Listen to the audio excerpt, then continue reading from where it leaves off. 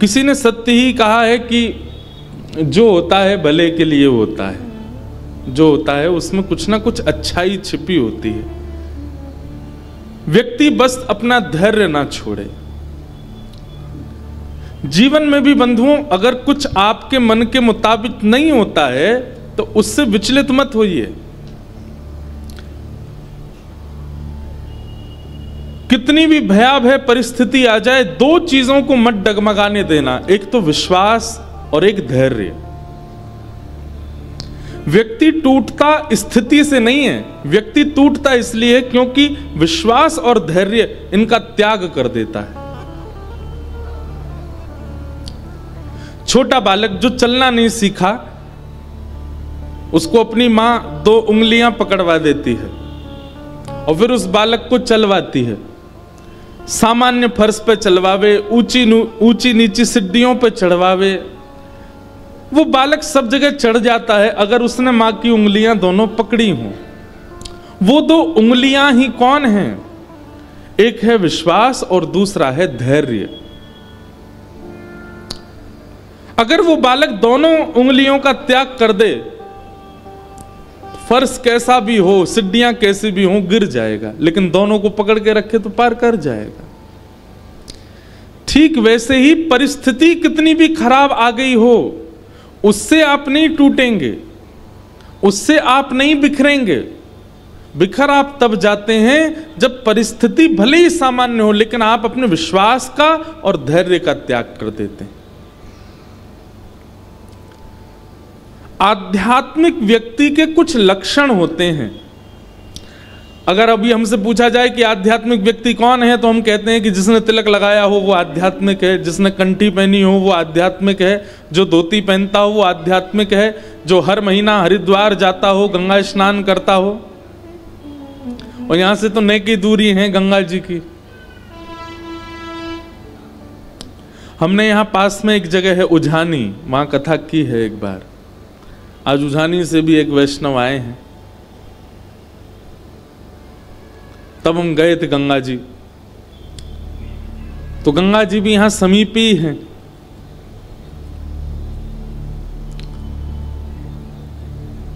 तो व्यक्ति की आध्यात्मिकता हम कई बार तिलक से, कंठी से, उसके नियमों से, उसके स्वरूप से आंक लेते हैं।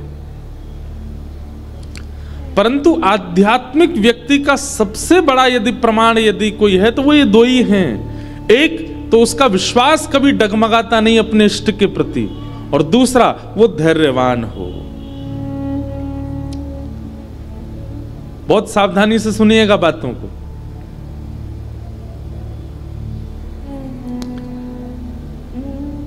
धैर्य जिसके चित्त में नहीं है, निश्चित है वो विचलित व्यक्ति है। और विचलित व्यक्ति का मतलब है कि वो आध्यात्मिक विलग व्यक्ति है।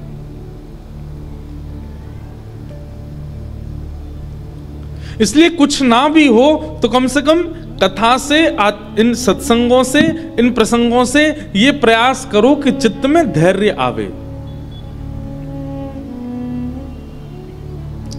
धैर्य का मतलब आलस से नहीं होता। कल जब मैं कथा के लिए यहां पहुंचा तब 7 बज चुके थे। कितने लोग यहां जो बैठे थे, कईयों ने बताया, बोले कई तो महाराज जी 1 बजे से ही बैठे थे। लेकिन 1 बजे से 7 बजे तक जब कथा शुरू की तो ऊर्जा कम नहीं हुई। उनके मुखमंडल की प्रसन्नता और उनकी ऊर्जा उतनी ही थी। ये धैर्यवान व्यक्ति का लक्षण है, और ये कहीं ना कहीं आध्यात्मिक व्यक्ति का लक्षण है कि वो धैर्य नहीं त्यागता।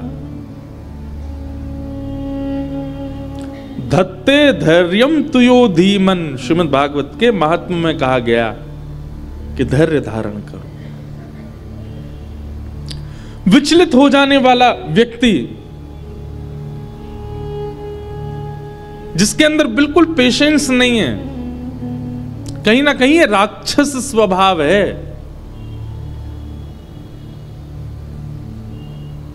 इसलिए धैर्य। तो कल धैर्य धारण किया, मैंने भी, आपने भी, हम सब ने, और उसका फल मिला कि एक दिन और कथा का क्रम मिल रहा है सुनने को, कहने को। ये सौभाग्य है। तो बिसौली में भागवत जी की कथा का प्रारंभ हुआ। एक प्रकार से आज द्वितीय दिवस है और दूसरे प्रकार से आज पहला दिवस है। बड़े आनंद और भाव के साथ हम सब लोग श्रवण करेंगे। अब क्योंकि कथा 8 दिन की है, 21 तक है, इसलिए जो कृष्ण जन्म चौथे दिन होना चाहिए अब वो 5वें दिन होगा। मतलब कल पहला दिन, आज दूसरा, कल तीसरा, परसों चौथा, उसके अगले दिन अब कृष्ण जन्म होगा। एक एक दिन उत्सव आगे होंगे। इस प्रकार से क्रम रहेगा।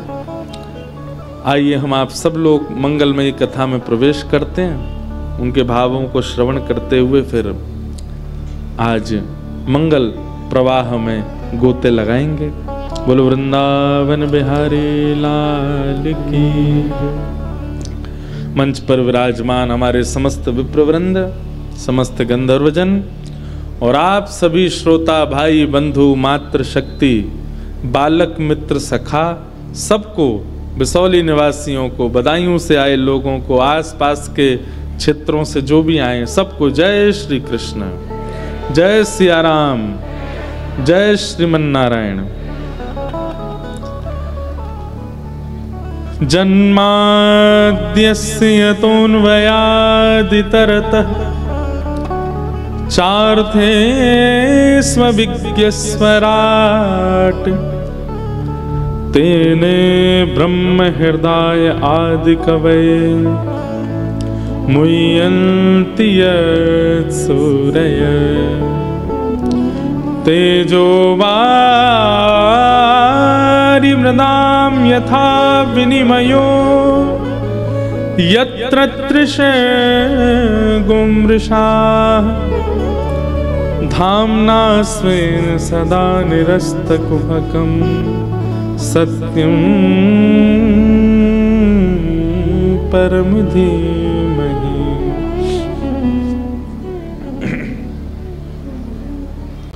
श्रीमद् भागवत का पहला श्लोक। बंधुओं, एक बात बहुत ध्यान से सुनिएगा। आप लोग 2 बजे से पहले कुछ भी करो और 5, 5:30 कथा विश्राम हो, उसके बाद कुछ भी कीजिए, पर जितनी देर व्यास मंच पर व्यास विराजमान है उतनी देर आपको कुछ नहीं करना, केवल सुनना है और एक एक शब्द सुनना है। क्योंकि यहां बैठने के बाद मैं अपने वश में भी नहीं होता। मैंने अनुभव किया है, यहां मैं सोच विचार के कुछ भी आऊं वो निकलता ही नहीं। यहां वो निकलता है जो आपके लिए आवश्यक होगा। इसका मतलब ये मेरी वाणी नहीं है, ये व्यासपीठ की ऊर्जा बोलती है। इसलिए बहुत सावधानी से सुनिएगा। जीवन की कई परिस्थितियों के उत्तर मिलेंगे, जीवन की कई परिस्थितियों से जूझने का तरीका मिलेगा इस व्यासपीठ से, इसलिए बहुत ध्यान से सुनिएगा। मानव की गति क्या है, मानव का गंतव्य क्या है? सत्य, सत्य। अब उस सत्य की प्राप्ति के लिए व्यक्ति किसी भी भाव का आश्रय ले, किसी भी भाव पर चले, किसी भी पथ पर चले, उसका गंतव्य सत्य है। कोई व्यक्ति संसार के ऐशो आराम करके सत्य प्राप्त करना चाहता है, कोई आध्यात्मिक बन के प्राप्त करना चाहता है, कोई कर्म करके प्राप्त करना चाहता है, कोई दुनिया भर के वैभव को कमा के प्राप्त करना चाहता है। सबकी गति एक ही है, सत्य, और वो सत्य ही परमात्मा है। अरे कहां तक कहें, चोर चोरी करते हैं, डाकू डकैती डालते हैं, उनका भी गंतव्य यही है, सत्य। जबकि असत्य का ही सहारा लिया उन्होंने, लेकिन फिर भी उनका गंतव्य सत्य होता है। संसार में हर व्यक्ति की एक ही गति है, सत्य। हमने अनुभव किया है कि व्यक्ति अगर अपने प्रारंभिक काल में नास्तिक स्थिति में है, भगवान को नहीं मानता, कथा नहीं सुनता, मंदिर नहीं जाता, एक बात याद रखिएगा बंधुओं, मृत्यु आएगी उससे पहले कभी ना कभी तो वो भगवत सन्मुख आएगा ही आएगा, चाहे कितना भी घोर नास्तिक व्यक्ति क्यों ना हो। घोर नास्तिकता में किसी ने अपने प्राण त्याग दिए हों, ऐसा नहीं हो सकता। भले ही मृत्यु से एक क्षण पहले भगवान की याद आए, लेकिन आएगी जरूर। व्यक्ति नास्तिक रहकर के अपना जीवन व्यतीत नहीं कर सकता। कभी ना कभी तो उसको ये बात समझ में आएगी कि भाई कोई सत्ता तो है जिस सत्ता के अधीन मुझको होना है।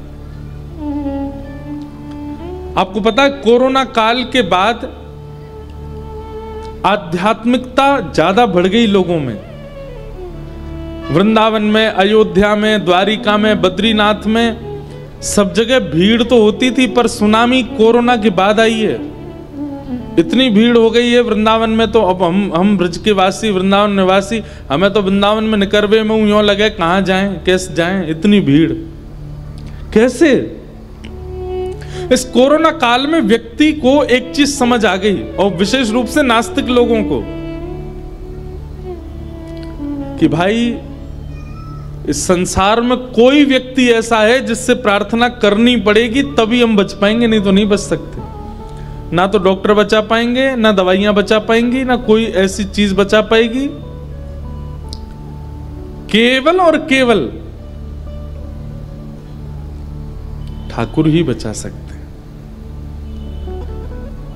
तो कितना भी नास्तिक व्यक्ति हो, कितना भी भगवत विमुख व्यक्ति हो, वो कभी ना कभी तो भगवत सन्मुख होगा। बिना भगवत सन्मुख हुए उसका काम नहीं चल सकता। तो हमारी गति क्या है? प्रत्येक मानव की गति क्या है? सत्य, और वही सत्य परमात्मा है।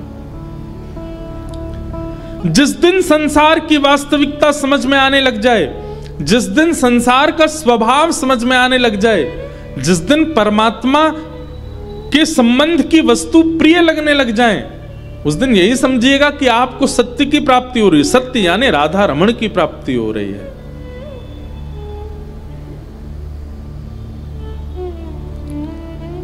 अच्छा, एक बात और, सत्य को जानने वाला व्यक्ति कहीं ना कहीं थोड़ा थोड़ा मौन होने लग जाता है, अंतर्मुखी होने लग जाता है।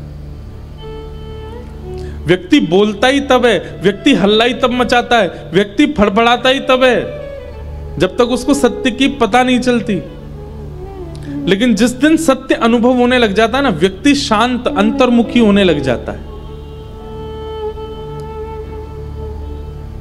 आपका स्वभाव शांत होता जा रहा है, आप सहज होते जा रहे हो, आपको ज्यादा संसार से अब मतलब सा नहीं रह गया है, सबकी स्थितियां सामान्य जैसी होती जा रही हैं, ना ज्यादा प्रसन्नता ना ज्यादा शोक, ऐसी स्थिति आपके चित्त में प्रकट होने लग गई है। समझ जाइए कि आप कहीं ना कहीं सत्य के समीप आ रहे हो। अभी हमारी स्थिति ऐसी है, जरा सी कोई घटना हो जाए तो हम विचलित हो जाते हैं, जरा सा कुछ अच्छा हो जाए तो हम उछलने लग जाते हैं, तो कहीं ना कहीं हम सत्य से दूर हैं। लेकिन कुछ बहुत अच्छा हो जाए तब भी आप सम हो, और कुछ बहुत ही बुरा हो जाए तब भी आप विचलित ना हो, तब समझना कि आप सत्य के समीप हो। बच्चे का जन्मदिन होता है ना, हर साल अपने जन्मदिन में वो एक्साइटमेंट उसकी बढ़ती जाती है। जन्मदिन वाले दिन वो इतना नाचता है, इतना खुश होता है, आज मेरा जन्मदिन है। लेकिन 27-28 की आयु पार होते होते जन्मदिन फिर अच्छे नहीं लगते। फिर रोज के भांति, जैसे रोज के दिन होते हैं वैसा ही दिन हो जाता है जन्मदिन वाला भी। हमने अभी कुछ 2 सालों में अनुभव किया, इसलिए मैं बता रहा हूं। 25 के बाद में कहीं ना कहीं, अच्छा एक चीज होती है